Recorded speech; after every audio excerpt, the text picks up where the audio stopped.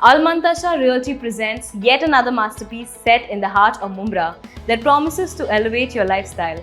Welcome to The Universe, a residential tower that offers more than just four walls. This project offers you your own space, your own universe wrapped in these spacious 1 and 2 BHK apartments that are meticulously designed and smartly planned.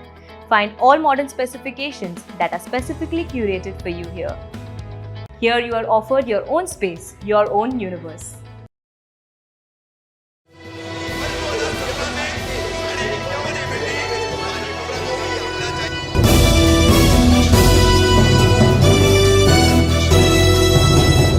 मैं रफीक कामदार हिंदुस्तानी reporter में आपका स्वागत है। एक ही दिन पहले हमने आपको थाने पुलिस आयुक्तालय के अंतर्गत आने वाले कलवा डिवीजन के सहायक पुलिस आयुक्त वेंकट आंधले इनका एक कारनामा पहुंचाया आपको, किस तरीके से ठगी और फर्जी कागजात बनाने के आरोपी जो है उनको कार्यालय में बिठा करके शिकायतकर्ता से सेटलमेंट करा रहे और मनचाहा बयान भी जो है शिकायतकर्ता जो हकीम साहब है जिनकी खबर हमने आप तक पहुंचाई थी।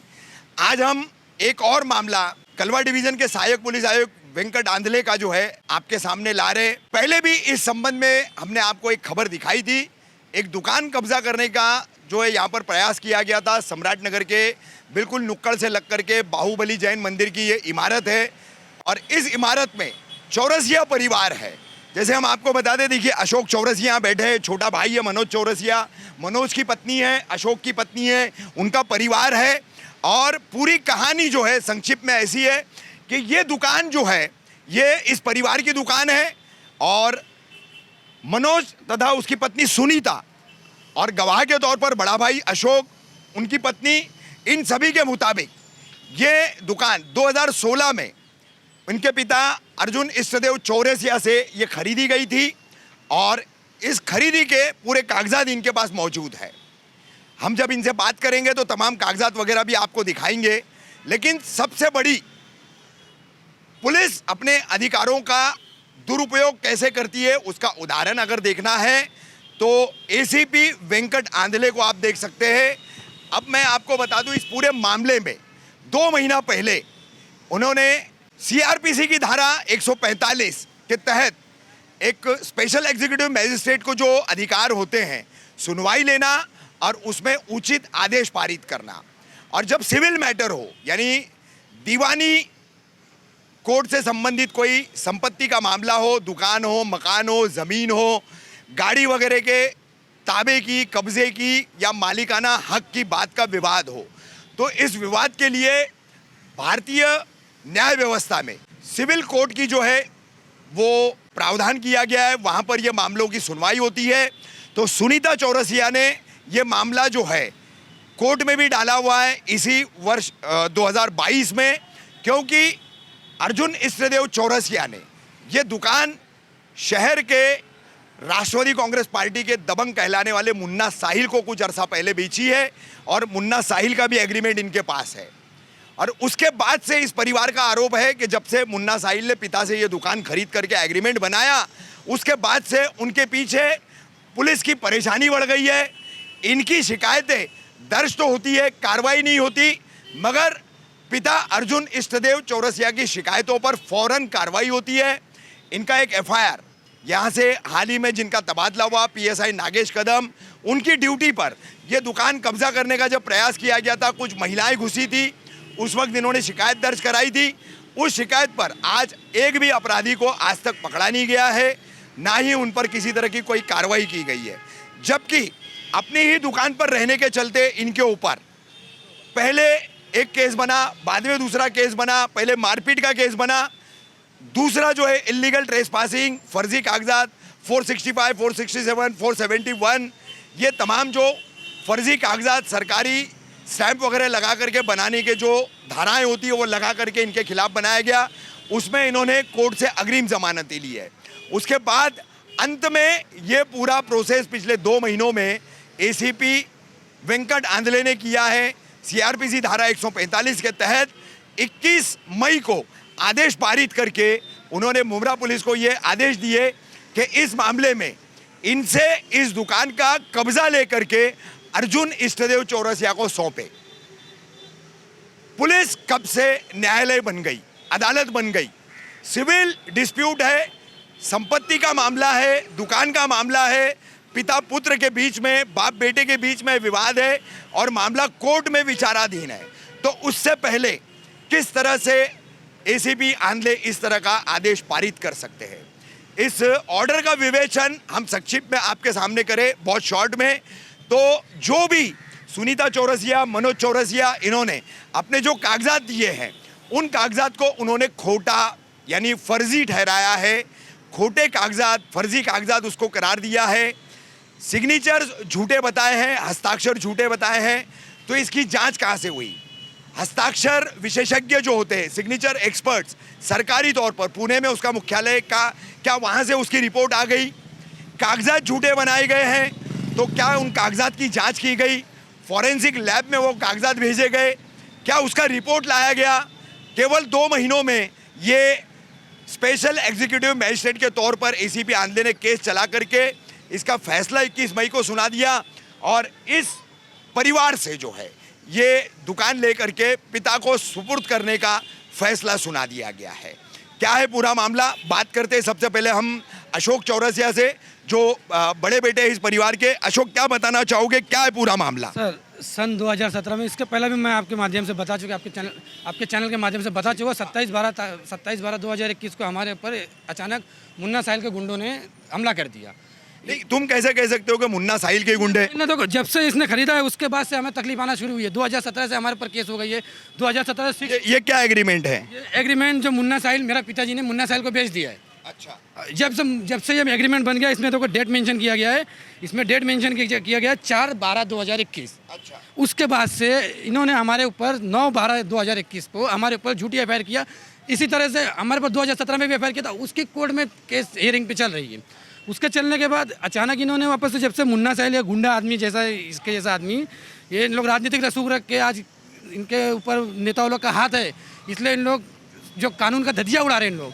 तो जब हमारे पास 2017 में भी केस चालू था, तो 2021 में भी वापस से फिर हमारे ऊपर अचानक जब मुन्ना साहिल ने खरीद लिया, उसके बाद हमारे ऊपर केस बनना शुरू हो गया।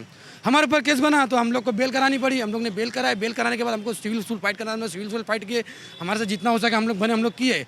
और जैसा कि 2016 में पहले मेरी छोटी वाली भाई के बीबी को मेरे पिताजी ने बेच दिया था। देखो, उसके भी सारे कागजात हैं, मैं इसके पहले भी वो शो कर चुका हूँ। अच्छा। तो अब ये, हाँ, अब इसका सिविल मैटर चल रहा है कोर्ट में। ये सब चलने के बाद सर, अचानक से जब से मुन्ना साहिल ने इसको खरीदा है, मुन्ना साहिल, शाहरुख सैयद, मोइन खान, मेरे पास सारे वीडियो है, मोइन खान की पूरी वीडियो है मेरे पास कि देखो किस तरह से इसके पहले भी नकली पुलिस बन के आया था। मेरी बाकायदा कंप्लेंट है डीसीपी को, एसीपी को, मुख्यमंत्री को, गृह मंत्री को। कौन है मोइन खान? मोइन खान ये पुलिस का, ये शिवाले साहब का कोई खबरी है। अच्छा। ये जो बोलता है कि मैं जो 30 करोड़ वाले मैटर में नाम आया है। जी सर, जी सर, जी सर, वही है। तो ये मुझे कई बार ऐसा बोला है कि मैं जो बोल दिया शिवाले सर बोल दिए। तो एक दफ़ा ऐसा ही हो गया, हमारे पास जब चैप्टर भरा हमारे मैटर में, जब इनके पर इनका राजनीतिक दबाव पड़ा तो हमारे पास चैप्टर भरा। जब चैप्टर भरा तो दीपक उनाले करके यहाँ पे ऑफिसर है, वो हमें चैप्टर भरने की कार्रवाई के लिए बुलाया। मेरा स्टेटमेंट लिया तो मैंने स्टेटमेंट में जो मोइन खान का नाम मैंने डिक्लेयर किया कि देखो ये मोइन खान नकली पुलिस बन के आया था, इसमें नकली पुलिस का धार लगाओ। ये हमारे पास ये नकली पुलिस बन के ताला लेके आया था मारने के लिए। मैंने पहले भी ये स्टेटमेंट दे चुका, आपके पहले वीडियो में भी ये आपके माध्यम से बताया गया है। तो उस समय मोइन खान मुझे बोलता है कि मैंने जब दीपक उनाले को बताया कि मोइन इसमें आया था नकली पुलिस बन के, तो इसने तुरंत मोइन को बुला के मेरे को सामने उस तारीख को, जिस दिन मेरे ऊपर चैप्टर बैठी है, मैं आपको बराबर बताऊँगा, जिस दिन एसीपी ऑफिस बैठा मुझे बुलाया गया है, उस दिन की बात है ये, उस दिन की बात है। तो मोइन को इसने तुरंत जाके उस दीपक उनाले ने तुरंत बोल दिया, हुआ आके मुझे धमकी दिया कि तेरे मैं दूसरा टांग भी तोड़ दूंगा, अगर तू मेरा कहीं पे भी नाम निकालेगा तो तेरे को मालूम नहीं, मेरे पास शिवाले साहब का हाथ है। ऐसा बोल के मुझे डरा दिया गया। अच्छा, आज यहाँ कुछ पुलिस आई थी, क्या प्रक्रिया हुई? ये जो आदेश है एसीपी ऑफिस से आया है, स्पेशल एग्जीक्यूटिव मजिस्ट्रेट के जो उनको अधिकार होते हैं, उसके तहत उन्होंने 145 में सीआरपीसी की धारा, उसमें कुछ आदेश किए हैं। क्या मामला है ये? देखिए सर, जैसा कि हमारे ऊपर गैर व्यवहार जो न्याय संगत है ही नहीं, हमारे ऊपर शुरू से लेकर लास्ट तक कार्रवाई की गई है। हमारा एफआईआर नंबर 1254, उनका एफआईआर नंबर 1194 सन 2021 12वें महीने में दिसंबर में। जब मुन्ना साहिल को बेचने के बाद पहला हमारे ऊपर झूठी एफआईआर हुई है, उसका भी मैंने कंप्लेंट किया मुख्यमंत्री के पास। शेड़गे साहब जो हमारा आईओ है, उसने कभी भी हमारे ऊपर ध्यान नहीं दिया। उस राजनीतिक दबाव के चलते, रसूख के चलते इन लोग ने हमें बहुत इतना हैरेसमेंट कर दिया, इतना त्रास दिया है कि नहीं, आज ये जो ताले खोले गए, ताले हटाए गए, क्या क्या प्रक्रिया की गई? ये हमें बोला गया है कि आपको एसीपी की तरफ से, एसीपी साहब की तरफ से जो 145(2) का आपका केस चल रहा था, उसका आपका निकल गया। ये निकाल आया, एसीपी साहब का ऑर्डर है। तो ऑर्डर है, तो ऑर्डर किस बेस पे किया गया? ना कोई फॉरेंसिक जांच हुई, ना कोई कुछ हुआ। एसीपी साहब ने बोल दिया खोटा है तो खोटा है, हाँ खोटा है तो खोटा है, हम खोटे हैं, हमारे पर कार्रवाई होगी। उनके पास आज राजनीतिक रसूख है, उनके पास पैसा है, तो उनके पर कार्रवाई नहीं होगी, वो सच्चे है।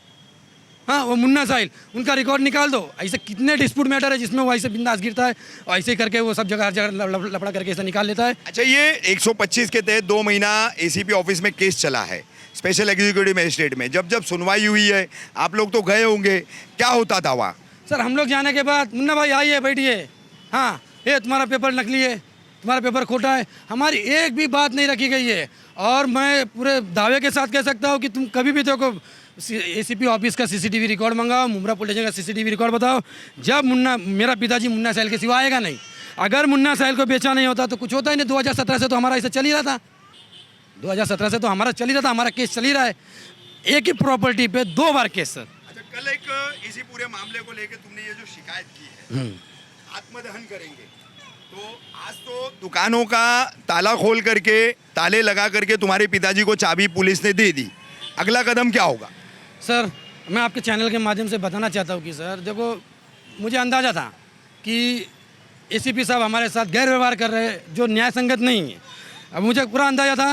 और देखो, मैं आज ही कंप्लेंट डाल के आया हूँ, सवेरे के टाइम पे इन्वर्ट हो गया है। ये आज की कंप्लेंट 24 तारीख की आज ही डाल के आया हूँ कि एसीपी साहब ने हम लोग को बहुत अरेस्ट किया। मैं 80% हैंडीकैप हूँ सर, मैं 80% हैंडीकैप हूँ। मैं मारामारी करने लायक हूँ, मैं किसी को पकड़ने लायक हूँ, किससे झगड़ा, मेरे पास सारे केस बिना मतलब के।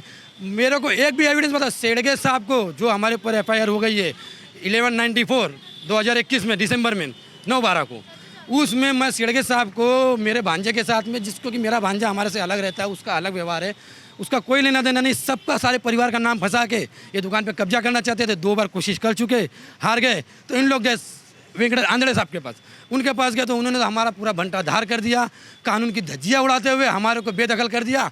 आज सर मैं अपाहिज आदमी, मैं क्या करूँ?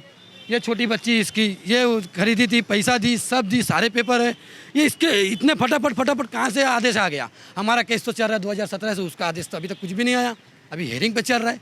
अच्छा, एक नया सिविल सूट कुछ इंजेक्शन के लिए फाइल किया तुमने इसी साल? हाँ 180, जब हम लोग को हर तरफ से परेशान किया गया तो कानून के जानकार लोगों ने बताया कि आपको एक सिविल केस करना पड़ेगा। तो मेरी जो छोटी वाली बहू है, इसने सिविल केस की थी, क्योंकि लेन देन इससे हुआ, इसने पैसा ला के दिए, और पेपर भी उसके ही नाम पे? पर भी उसी के नाम पे। और सर हमारा उसमें कहीं पे भी कुछ लेना देना नहीं, मेरा, मेरे भांजे का, मेरी बीबी का, इसका, किसी का कहीं लेना देना नहीं। लेकिन जानबूझ के नाम लगा दिए कि बीच में पड़ेगा कौन, बोलेगा कौन, सारे के सारे को इन लोगों को नेस्तनाबूद कर दो। सुनीता, पूरा ये व्यवहार जो है किस तरीके से ससुर के साथ तुमने किया, और अब जो है एसीपी साहब ने जो ऑर्डर पास किया है और ताले आज खोल करके ससुर के ताले अर्जुन इष्टदेव चौरसिया के लगाए गए और चाबियां उनको दी गई, कुछ लिखा गया, वीडियो बनाया गया, क्या पूरा मामला है, क्या कहना चाहोगी? और किस तरीके का ये इंसाफ हुआ है एसीपी आंधले की तरफ से, उस पर क्या कहना चाहोगी?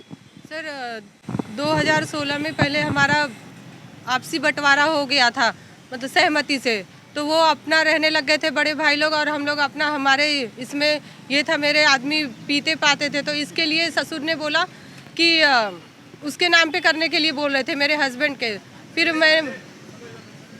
फिर घर में ऐसा बोलने लग गए कि अगर मैंने ऑब्जेक्शन उठाया कि इनके नाम पे करेंगे, ये पीते हैं, मेरे को कोई भरोसा नहीं है, इसके लिए आप मेरे नाम पे कर दो, जो भी प्रॉपर्टी है मतलब मेरे उस पे कर दो। तो क्या उन्होंने बोला कि नहीं, तेरे नाम पे करने से पहले मुझे मतलब ये बेचेंगे तब मैं तेरे नाम पे करूँगा। बेटे के नाम पे लिखने को तैयार थे, पर मैंने जब अपने नाम के लिए बोला तो ये मुझे पैसे का वो किए, मेरे पापा से वो व्यवहार बनाए, पैसे मांगे उन्होंने। हाँ 21 लाख में सौदा वो किए। फिर मेरे पापा ने भी समझे कि चलो ठीक है, वो पीता है, मेरी बेटी के नाम पे प्रॉपर्टी हो जाएगी, पैसा देने के लिए तैयार हो गए। और फिर पैसा देने के लिए तैयार हो गए तो मेरे पापा थे, 2016 में हमारा ये वो हुआ था लेन देन, तो उन्होंने पैसा चुकाए। हाँ, और फिर उसके बाद में करने के बाद भी उन्होंने, अपने घर के लोग थे तो पेपर मेरे हाथ में वो नहीं, कुछ भी रहता था बेटा ये दे वो दे, लाइट बिल वगैरह कुछ भी रहता था आधार कार्ड मांगे, बोली भाई ससुर है करके भरोसा कर करके दिया। हाँ, फिर भी हमारे ऊपर झूठा सब कुछ केस बना के रखा है उन्होंने, और फिर भी मेरे को देने के बाद उसने फिर भी बेच दिया है। 2021 में ये मुन्ना सैयद को बेच दिया उसने प्रॉपर्टी, और जब से उसको बेचा है हमारे ऊपर हमेशा धमकी भरे कुछ ना कुछ आते रहते हैं। वो आया यहाँ पे दुकान पे, मैं बालाजी स्नैक सेंटर वड़ा पाव वगैरह बेच के चला रही थी 27 तारीख को, और फिर उसके बाद में वो मेरा ससुर आया और मेरे को मारा उसने। 10 दिन का सीजर हुआ था मेरी बच्ची छोटी सी थी, 10-12 दिन हुआ था, और मुझे उसने पहले मारा तो भी मैं नहीं निकली दुकान से। फिर ये मुन्ना सैयद के घर की औरतें सब आई और मेरे को मारी, इतना मारी, वो भी आपके पास, आप लोग के पास वीडियो होएगी शायद, इतना मारी। फिर भी हमने नहीं दुकान छोड़ी, फिर भी अभी भी है। तो हम लोग यहाँ से ऑर्डर पास हुआ, ये पुलिस मुंब्रा पुलिस अधिकारी से, एसीपी आंधड़े करके वहाँ पे, यहाँ से वहाँ पे चैप्टर भरा गया। हम हमेशा हमको त्रास देते थे, जाते थे, हमको इतने टाइम तक बिठा के रखते थे, जल्दी सबका हो जाता था, फिर हमको बुलाया जाता था वहाँ पे साइन वगैरह करने के लिए, और वहाँ पे इन्होंने कुछ कार्रवाई नहीं की। और मुन्ना, हम आते थे, मुन्ना सैयद के लोग आते थे तो उनको बोला जाता था, हाँ मुन्ना भाई आपके लिए खास आए हम यहाँ पे, नहीं तो आते नहीं, आपके लिए खास आए। वो लोग, हमारा कोई वो नहीं, ये हमारे ससुर है अर्जुन चौरसिया, ये जब जाते हैं यहाँ मुंब्रा पुलिस चौकी में तो उनके खिलाफ फटाक से हमारे ऊपर कार्रवाई की जाती है। पर हम जाते कुछ भी वो करने के लिए अपना FIR दर्ज करवाए, किसी ने कोई सुनवाई नहीं, कुछ भी नहीं। मैंने शिवाजी गई, मैं अपना रिपोर्ट वगैरह सब लेके आई, मेरा सब रिपोर्ट भी उन लोगों ने ले लिया, कुछ भी सेंड के साहब ने कुछ भी नहीं हमको। अच्छा, ये आज जो ताले खोले गए, तुम्हारे ताले लगे हुए थे और खोल करके जो ताले लगाए गए, ये क्या प्रोसेस किया पुलिस ने आज आप?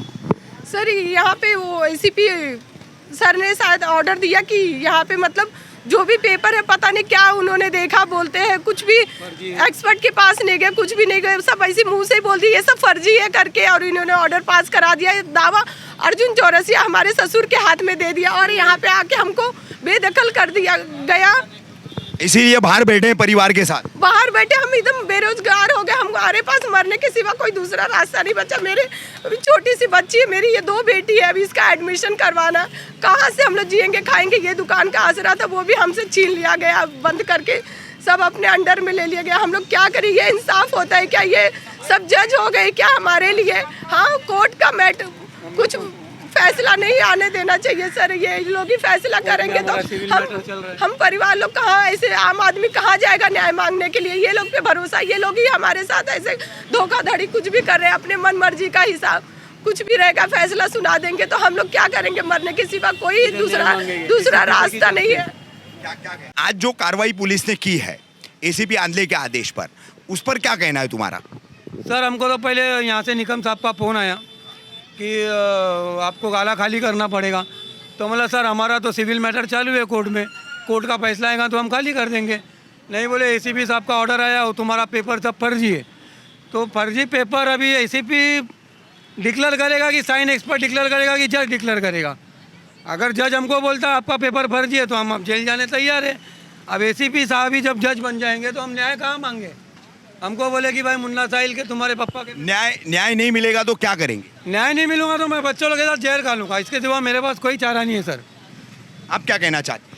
सर मैं ये मुंब्रा प्रशासन से सब जितने भी पुलिस अधिकारी, कहीं आज 8-10 साल हो गए मेरे ससुर झूठे जाते हैं, कंप्लेन करते हैं और झूठा हमारा कोई लेना देना नहीं। इस मैटर में भी हमारा कोई लेना देना नहीं, हम घर में थे फिर भी मेरे पति का, मेरे भांजे का, सबका नाम डाल देते और सबको फंसा देते कि कोई इनकी हेल्प ना करे और कोई वो सब परेशान हो। मेरे बेटे का 10वीं था, मैं इतना वो करी, फिर भी हम लोग को इधर ACP साहब मुंब्रा पुलिस स्टेशन सब जगह बुला के बैठा के रखते थे और हमारा पूरा दिन ऐसे भूखे प्यासे चला जाता था। 12-54 हमारे पे मरवाया गया, 10-15 औरतें आके हमको इसी दुकान में मारी बेफिजूल में, ना कोई, हम अपने दुकान के अंदर बैठे थे और वो हमने जाके केस करने को बोला तो भी हमको 1-1:30 बजे तक रात में बिठाया गया, तब जाके केस की FIR कॉपी दी और हम लोग ने मेडिकल कराया, वो भी रिपोर्ट नहीं दिया और आज तक उस केस पे एक भी कार्रवाई नहीं हुई है ना। और कुछ बोलते तो उसका जवाब ही नहीं देते, कुछ आवाज़ ही नहीं निकालते, जैसे सुनते ही नहीं है। मोइन और मुन्ना साहिल और ये सबका नाम लिखने को ही तैयार नहीं थे। हम बोल रहे कि वो लोग खड़े थे बाहर, मेरे ससुर इम्तियाज सब सामने हमारे को मरवाए और सामने घुस के पहले औरतों को कि सामने आऊँगा तो उनका वो होगा, पर उन पर कोई कार्रवाई नहीं है। और हम पे 2 दिन होता नहीं, आज यहाँ फ़ोन आ रहे बुला रहे, आज वहाँ तारीख पे बुला रहे और इतना परेशान हो गए। मेरे बच्चे का 10वीं पूरा बर्बाद कर दिए, मेरे बच्चों का पढ़ाई लिखाई। मैं कोर्ट कचहरी जाऊँ कि बच्चे का पढ़ाई लिखाई देखूँ, इतना परेशान हो गए। कोई और पुलिस अभी भी आज भी मैंने ये सर आए जो ताला मारने, इनसे रिक्वेस्ट की सर इनकी कार्रवाई तो आप करते, हमारी क्यों नहीं सुनते? हमारा भी तो केस चालू हुई उसी लफड़े में 1 दिन बाद, तो हमारे का क्या तो सुनते ही नहीं, हमारा कुछ जवाब ही नहीं देते कि हाँ तुम्हारा भी केस है हम करेंगे। आखिर हम किसके पास जाएं जब हमारा कोई सुनवाई नहीं, कोई सुनने को तैयार नहीं, जवाब देने को तैयार नहीं है, कुछ समझ में नहीं। 27/12/2021 FIR नंबर 1254, ये हम लोग की तरफ से जब मेरे परिवार के ऊपर हमला हो गया था तो इसमें मेरी बीबी नीलम चौरसिया जो फरियादी है, हमारे पे 11/94/9/12/2021 को कार्रवाई हो गई। 27/12/2021 को 1254 FIR नंबर में अभी तक कोई भी कार्रवाई नहीं हुई है।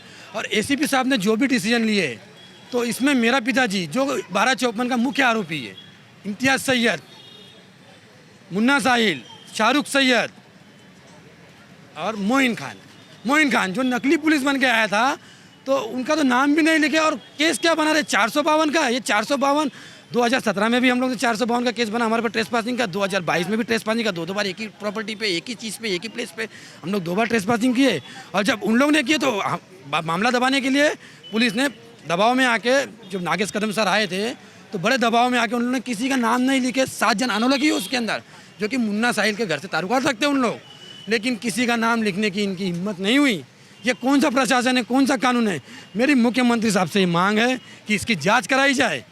इसकी जांच कराएंगे तो जो सच है सामने आएगा।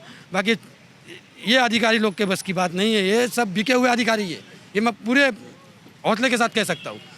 ये जो मांग है तुम्हारी, अगर इस तरीके से इंसाफ नहीं होता है तो आखिर में क्या कदम उठाया जाएगा?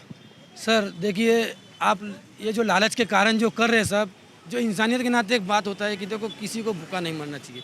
हमारा नौबत भूखा मरने का आ गया है, हम लोग को खाने का वांदा हो जाएगा। सारे पैसे दे दिए उसने, आज उसकी 2 बच्ची है, हम लोग का पूरा परिवार सब मिल के रहते थे, लेकिन अब हमारा खाने का संकट आ गया। आज जो पुलिस ने जो कार्रवाई की, जो एकदम तर्क संगत था ही नहीं है, न्याय प्रणाली में इसका कुछ जगह ही नहीं था। सर मैं भी पढ़ा लिखा हूँ सर, मैं ग्रेजुएशन किया हूँ, मुझे जहाँ तक थोड़ी बहुत जानकारी है कि ऐसा कि सिविल मैटर में पुलिस का कोई अधिकार नहीं होता। ये किस अधिकार से आंधळे साहब को ऐसा कौन सा स्पेशल पावर मिला था कि उन्होंने इतनी तेज़ी से जांच किया, इतनी तेज़ी से जांच? मैं तो बोलता हूँ कि जिस हिसाब से ये कहा जाएगा, जहाँ पे मुमरा पुलिस चौकी के अधिकारियों का जहाँ पे झोल होता है, उसकी जांच एकदम। अच्छा, ये गैर कानूनी कार्रवाई की गई है, कानूनी दायरे में ला करके की गई है, ACP के आदेश पे की गई है। अब इसकी सब शिकायतें वगैरह आपने की है ऊपर तक? हाँ की है, मैं बार बार शिकायत करता हूँ, मेरे पास सारे पेपर है, मैं सारे पेपर आपको शो करता हूँ, मुझे कोई तकलीफ नहीं है।